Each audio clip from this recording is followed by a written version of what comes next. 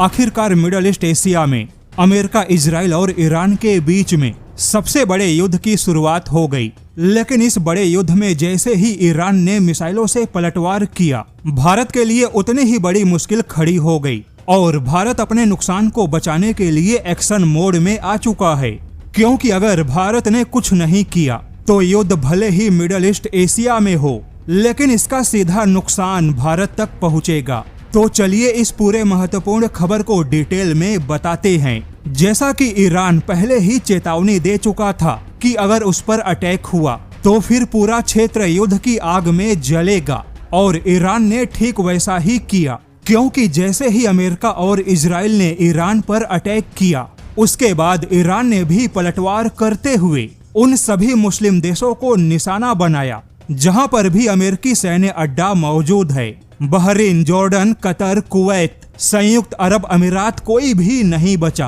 केवल ओमान को छोड़कर लगभग सभी देशों पर ईरान ने अपने ड्रोन और मिसाइलों से अटैक किया, और ईरान इन सभी अटैक के लिए लगभग 600 से ज्यादा ड्रोन और मिसाइलों का इस्तेमाल कर चुका है।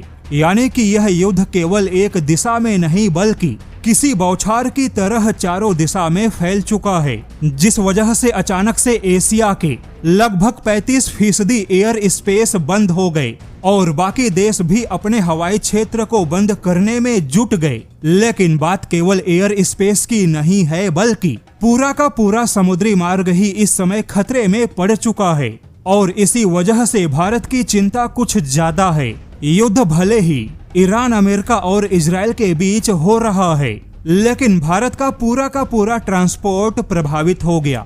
किंतु यहाँ पर भारत के लिए समस्या उस समय और बड़ी हो गई जब ईरान ने संयुक्त अरब अमीरात के जमीन पर अटैक किया, और ईरान के इस अटैक ने भारत के कान खड़े कर दिए, क्योंकि इसकी उम्मीद किसी को नहीं थी। जैसा कि संयुक्त अरब अमीरात भारत का तीसरा सबसे बड़ा व्यापारिक भागीदार है, ऐसे में संयुक्त अरब अमीरात में भारत को अपने हितों को बचाने के लिए सीधे मैदान में आना पड़ा। और खबर है कि भारत ने विशेष तौर पे संयुक्त अरब अमीरात के लिए फॉरवर्ड असिस्टेंस एंड डिटरेंस देने का ऐलान किया है। यानी भारत यहाँ पर सीधे युद्ध में शामिल हुए बिना संयुक्त अरब अमीरात जैसे अपने बड़े भागीदार को सीधे सुरक्षा सहायता देगा। हालांकि यह सहायता क्या होगी, कैसा होगा, किसी को मालूम नहीं। किंतु मिडल ईस्ट के कुछ कूटनीतिक चैनलों ने खुलासा किया कि संयुक्त अरब अमीरात की सुरक्षा के लिए भारत इस समय सक्रिय हो चुका है,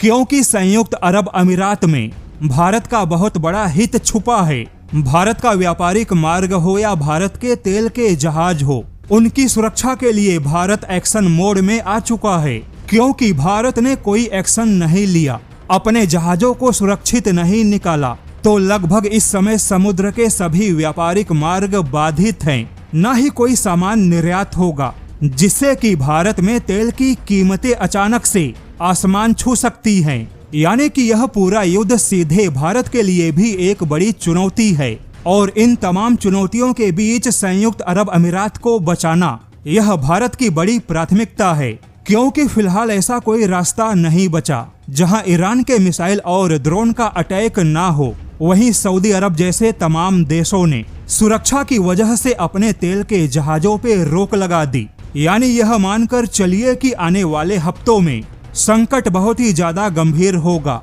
लेकिन यह संकट भारत के लिए ज्यादा गंभीर ना बने, भारत इसकी तैयारियों में अभी से जुट गया।